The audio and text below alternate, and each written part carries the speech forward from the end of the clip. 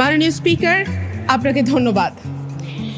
আমি আমার আলোচনার শুরুতে প্রথমেই গভীর শ্রদ্ধার সঙ্গে স্মরণ করছি মহান মুক্তিযুদ্ধের ঘোষক, বীর মুক্তিযোদ্ধা বীর উত্তম, যার হাত ধরে বহুদলীয় গণতন্ত্র বাংলাদেশে এসছে, বাংলাদেশের মানুষের বাক স্বাধীনতা, বাংলাদেশের জুডিশিয়ারি স্বাধীনতা যার হাত ধরে।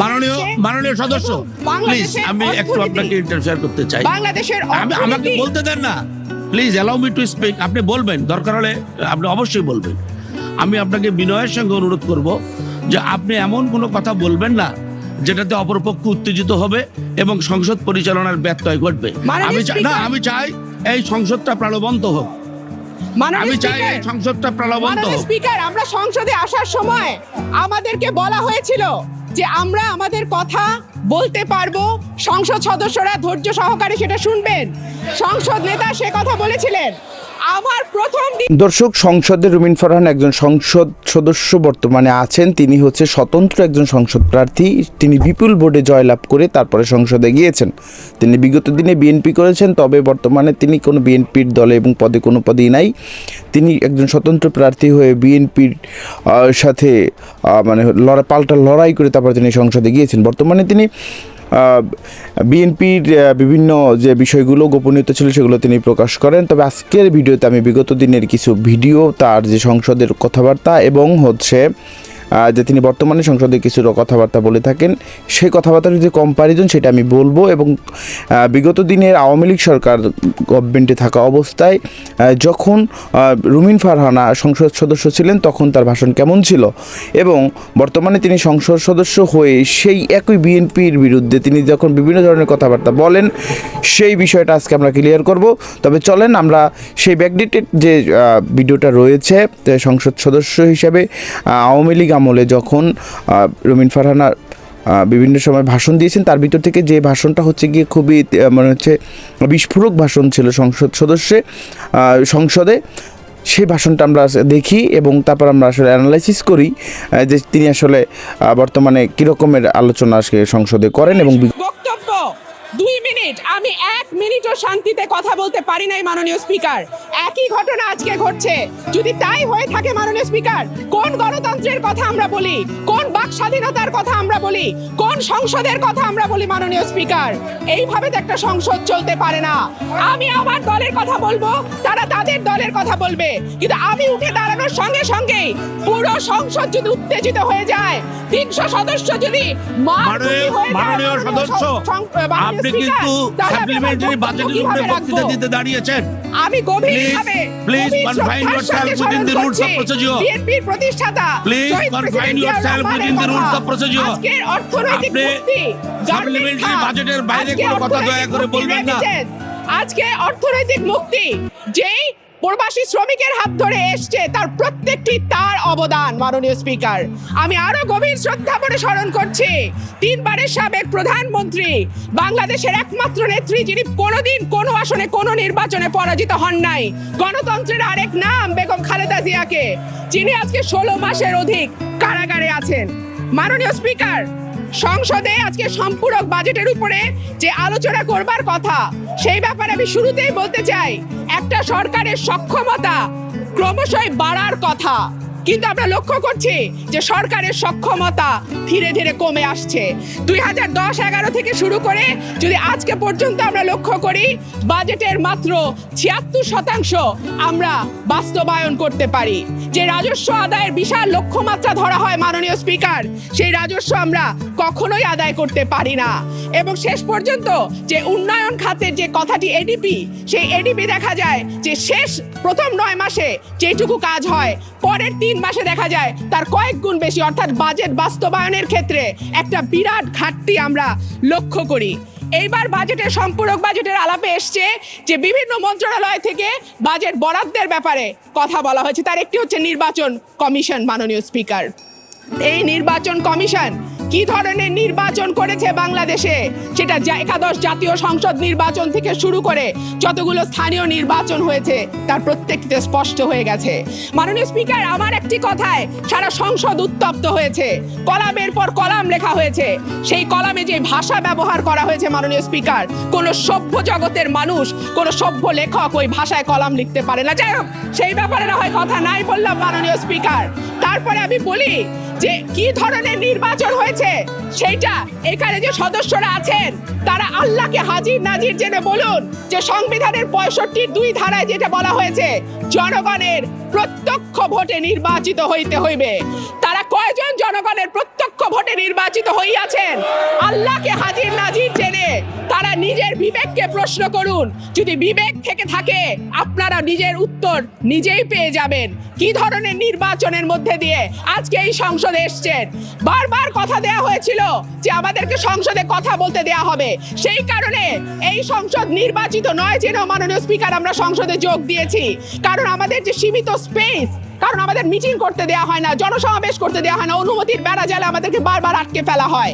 সেই জায়গা থেকে আমরা ভেবেছি সংসদে আমরা একটা জায়গা পাবো যেখানে আমরা দেশের কথা, জনগণের কথা, মানুষের কথা, আমাদের নেতা কর্মীদের কথা বলতে পারবো। মাননীয় স্পিকার, আমার দুর্ভাগ্য এই 300 আসন যেটা লুট করে নেওয়া হয়েছে তাদের অতটুকু ধৈর্য নাই আমার মতো একটা সাধারণ মাননীয় সদস্য, কথা শুনবা। Please listen to me. মাননীয় সদস্য, আমি আপনাকে বলেছি বিনয়ের সঙ্গে মাননীয় যে স্পিকার, আমি বিনয়ের সঙ্গে আপনি এমন কোনো কথা বলিয়েন না যেটা মাননীয় আমাকে স্পিকার, এক্সপান্স করতে হবে। I don't want to expanse, কিন্তু আমাকে যেটা এক্সপান্স করতে হবে এই কথাটা দয়া করে বলবেন না। সেটা আপনার এখতিয়ার মাননীয় স্পিকার, আপনি বসেন, প্লিজ সিট ডাউন। মাননীয় স্পিকার, এটা আপনার এখতিয়ার, এখানে আমার কিছু করবার নেই। দেশে আইন আছে, দেশে আদালত আছে, কিন্তু শুধু দেশে আইনের শাসন নাই মাননীয় স্পিকার। শাসন আছে, আইন আছে, আইনের শাসন নাই। যে কারণে মানবাধিকার সংস্থাগুলো বলছে যে গত 1 বছরে বিচার বহির্ভূত হত্যা হয়েছে মাননীয় স্পিকার 450টি। এই বিচার বহির্ভূত হত্যা মতো জঘন্য ঘটনা কোন সভ্য রাষ্ট্রে চলতে পারে না মাননীয় স্পিকার। মানবাধিকার সংস্থা আইন ও সালিশ কেন্দ্রের রিপোর্ট মতে গত 1 দশকে গুম হয়েছে 600-র উপরে মানুষ। মাননীয় স্পিকার, আমার সুযোগ হয় মাঝে মাঝে এই গুম হয়ে যাওয়া পরিবারের সদস্যদের সঙ্গে বসবার জন্য। তারা মাননীয় স্পিকার এখন শুধু লাশ চায়, একটু কবর যেতে দিতে পারে, যেন মহান রাব্বুল আলামিনের দরবারে তাদের জন্য দোয়া করতে পারে, শুধুমাত্র সেইটুকু সুযোগ তারা চায়। মাননীয় স্পিকার, গত 1 মাসে মৃত্যু উপত্যকা বাংলাদেশে হত্যাকাণ্ডে শিকার হয়েছে 168 জন। বাংলাদেশ এখন ধর্ষণের রঙ্গমঞ্চ। আমার দুঃখ লাগে মাননীয় স্পিকার, এতগুলো নারী সদস্য আছেন, তারা কেউ ধর্ষণ নিয়ে কথা বলেন না। মাননীয় স্পিকার, বাংলাদেশ এখন 1 বছর থেকে শুরু করে 100 বছরের বৃদ্ধা, 100 বছরের বৃদ্ধা মাননীয় স্পিকার, সারা পৃথিবীতে এই নজির নাই। ধর্ষণের শিকার হয়, কোনো বিচার হয় না। যারা ক্ষমতার সঙ্গে যুক্ত, কোনো না কোনো ভাবে ক্ষমতার সুবিধাভোগী মাননীয় স্পিকার, তারাই এই ধর্ষণের সঙ্গে জড়িত। আমি ছোট্ট একটা পরিসংখ্যান দেই। এই বছর 2019 সালের প্রথম 4.5 মাসে মাননীয় স্পিকার 346 জন শিশু ধর্ষণের শিকার হয়েছে। এই সময় 1490 জন শিশু বিভিন্ন ধরনের নির্যাতন এবং সহিংসতার শিকার হয়েছে। এর মধ্যে 470 জন শিশু যৌন নির্যাতনের শিকার হয়েছে। মাননীয় স্পিকার, অর্থনৈতিক খাত এখন হুমকির মুখে।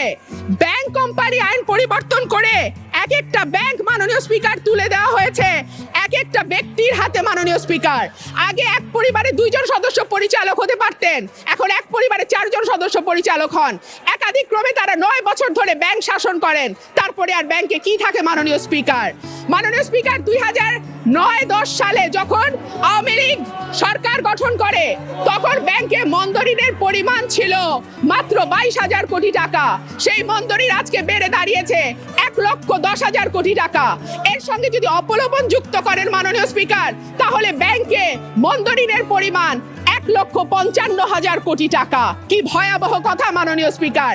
এই মন্দরিন কারা নিয়েছে সেই তালিকা প্রকাশ করা হোক মাননীয় স্পিকার। আমরা বাজেট দিচ্ছি, এই বাজেটের টাকাগুলো কোথায় যায়, কাদের হাতে যায়, কোন খাতে যায় মাননীয় স্পিকার, তার তালিকা প্রকাশ করা হোক। আপনি নিশ্চয়ই ডক্টর মইনুল ইসলামের নাম জানেন মাননীয় স্পিকার। তিনি বিশিষ্ট অর্থনীতিবিদ এবং তিনি তার নিজের কলামেই স্বীকার করেছেন যে তিনি নৌকা মার্কায় ভোট দেন। তিনি তার কলামে লিখেছেন বাংলাদেশের সমস্ত মন্দঋণ যদি যোগ করা হয় তার পরিমাণ দাঁড়াবে 3.5 লক্ষ কোটি টাকা। মাননীয় স্পিকার, কি বিভৎস কথা! গ্লোবাল ফাইন্যান্সিয়াল ইন্টিগ্রিটি বলছে যে গত 10 বছরে বাংলাদেশ থেকে পাচার হয়ে গেছে 6.5 লক্ষ কোটি টাকা। এই টাকা মাননীয় স্পিকার মালয়েশিয়ায় সেকেন্ড হোম তৈরি হয়, এই টাকায় কানাডার বেগমপাড়া তৈরি হয়, এই টাকায় পানামা পেপারসে আমাদের নাম আসে মাননীয় স্পিকার, কিন্তু আমরা বিচারের মুখোমুখি দাঁড় করানো হয় না। এই দেশে কেন্দ্রীয় ব্যাংক লোপাট হয়, বিচার হয় না।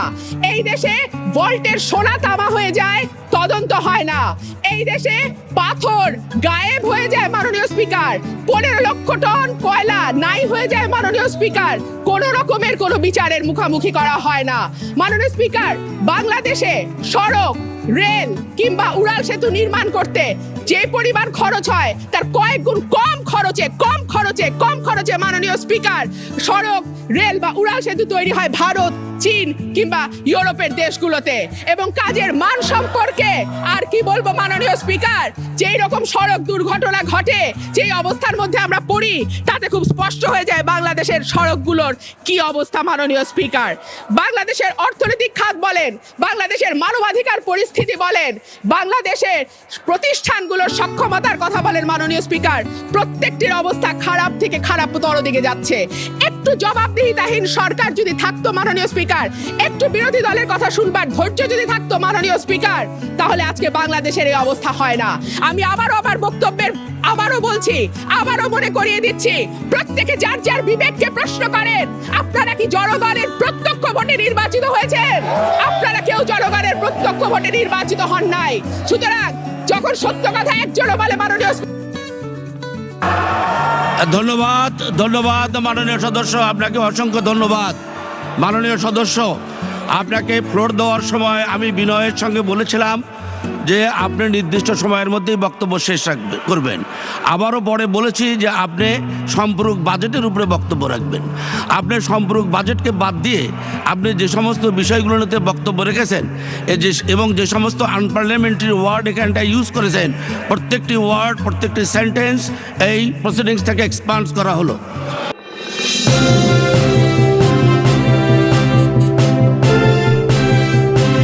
দর্শক, ত্রয়োদশ জাতীয় সংসদ নির্বাচনের পর বাংলাদেশে অনেক রকমের একটা পরিবর্তন হয় সংসদে, বিশেষ করে সংসদে বিরোধী দলের সর্বোচ্চ যে সিট বাংলাদেশের ইতিহাসে, সেই বিরোধী দল সবচেয়ে বেশি সিট নিয়ে সংসদে যায় এবং সংখ্যা গরিষ্ঠতার দিক থেকে বিএনপি সরকার যখন বেশি সিট পায় তারা সংসদ গঠন করে এবং সেখানে কিন্তু স্বতন্ত্র প্রার্থী হিসেবেও ভালো ভালো কিছু শ্রেণীর সংসদ সদস্য রয়েছেন। তার ভিতরে অন্যতম হচ্ছেন গিয়ে ডক্টর রুমিন ফারহানা।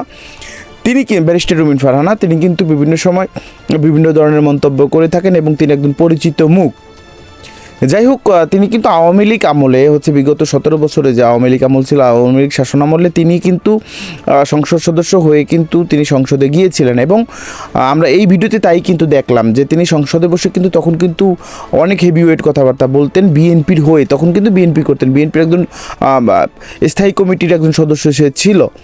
বর্তমানে কিন্তু তিনি কোনো কমিটিতে নাই এবং যার পরিপ্রেক্ষিতে দেখা যাচ্ছে তখন তিনি বিএনপির হয়ে যে রকমের যে সকল কথাবার্তা বলতেন বিএনপির পক্ষ হয়ে, কিন্তু বর্তমানে যখন তিনি সংসদে গিয়েছেন এবং বিএনপির এগেনস্টে বিএনপি যখন তাকে নমিনেশন দেয় নাই, নমিনেশন না দেওয়ার পরে তিনি স্বতন্ত্র হয়ে যখন তিনি নির্বাচন করেন তখন কিন্তু বিএনপি থেকে তাকে স্থায়ীভাবে বহিষ্কার করা হয় এবং সকল পদ থেকে স্থগিত করা হয়।